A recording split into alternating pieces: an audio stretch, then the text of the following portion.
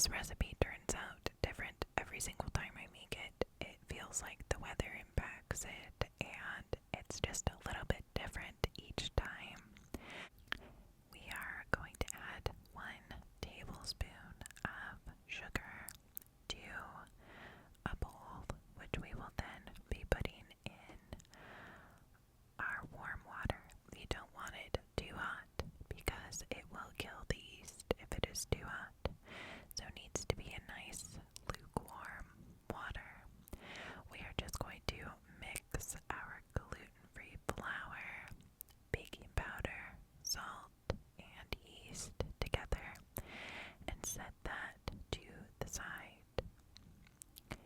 Once that is thoroughly mixed, we are going to take our warm water. This is 2 cups of warm water, and we are going to add our 1 tablespoon of sugar.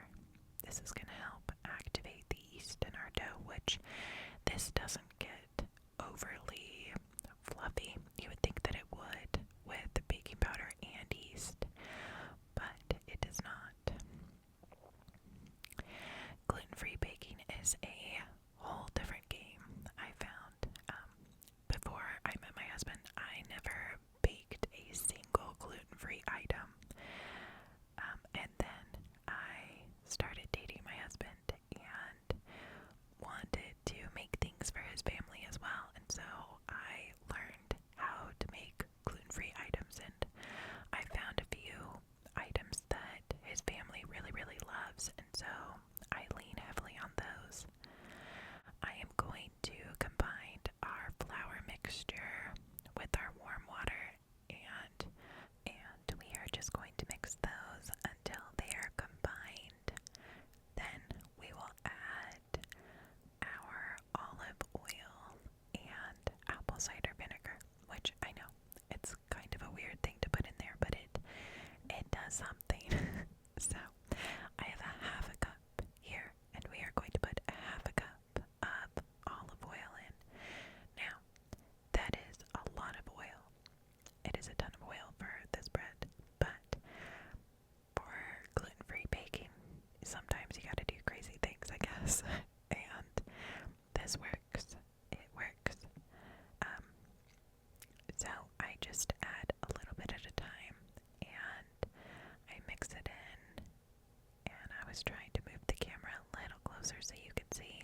And so you just drizzle a little bit in, let it mix in, a little bit more, let it mix in, and just add a little bit at a time, just a little bit at a time.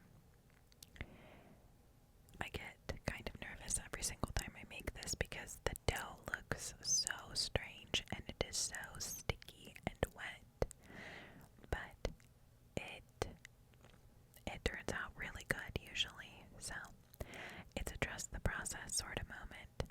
Now we are going to add some apple cider vinegar, 1 teaspoon of that, and we are going to add that to the bowl. I was almost out of apple cider vinegar, so we just add that in and let it mix. We are going to let this mix for 2 minutes on low speed. So we're going to let that go for 2 minutes. This is how our dough is looking. At this point, I am going to sprinkle some fresh chopped rosemary into our dough. Although I would call it more of a batter than a dough, but we are going to sprinkle some fresh chopped rosemary into the dough. And our 2 minutes mixing is just about up. I have an oven-proof bowl here, and we are going to put a tiny bit of olive oil in the bottom so it does not stick. Well, stick too terribly. It does stick. That's just the nature of this dough. So we've got our oil in the bowl, and I'm just trying to move it around a little bit. And then I'm going to take the dough out of here and transfer it into our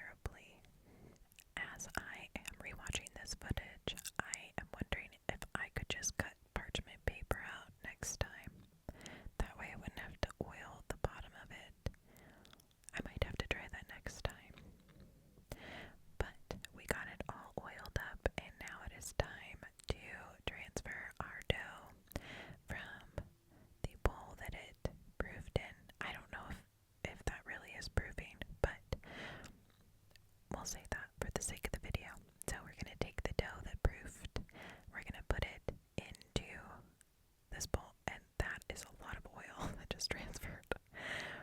But the dough is not too oily. That's the crazy thing. Once it bakes, you can't tell that there's that much oil in it. I am shocked every single time I make this. But I am just trying to gently spread out the dough just a little bit. It doesn't really change shape a whole lot, so I'm just trying to shape it into a loaf, sort of. It just kind of stays in the shape that you bake it in. Yeah, like I said, gluten-free baking is totally different than like your traditional baking. Next, I'm going to take my clean, washed hands and I'm going to poke holes in the dough. This is called dimpling the dough. So I'm just going to poke, poke, poke, poke, poke. And I'm noticing